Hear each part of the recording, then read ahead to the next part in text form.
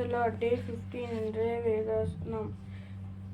எபிசியர் 6ஆம் அதிகாரம் 1 முதல் 3 வரை. பிள்ளைகளே, உங்கள் பெற்றோருக்கு கர்த்தருக்குள் கீழ்ப்படியுங்கள், இது நியாயம். உனக்கு நன்மை உண்டாயிருப்பதற்கும் பூமியிலே உன் வாழ்நாள் நீடித்திருப்பதற்கும் உன் தகப்பனையும் உன் தாயையும் கனம் பண்ணுவாயாக என்பதே வாக்குத்தத்தமுள்ள முதலாம் கற்பனையிருக்கிறது. இதிலிருந்து 5 பாயிண்ட் சொல்கிறேன். கீழ்ப்படித்தல். பெற்றோருக்கு கீழ்ப்படிவது பிள்ளைகளின் கடமை. 2வது பாயிண்ட் மரியாதை. பெற்றோரை எப்போதும் கனம் பண்ண வேண்டும். 3வது முக்கிய கற்பனை. இது வாக்குறுதி கொண்ட முதல் கட்டளை. நன்மை. பெற்றோரை மதித்தால் வாழ்வில் நன்மை உண்டாகும்.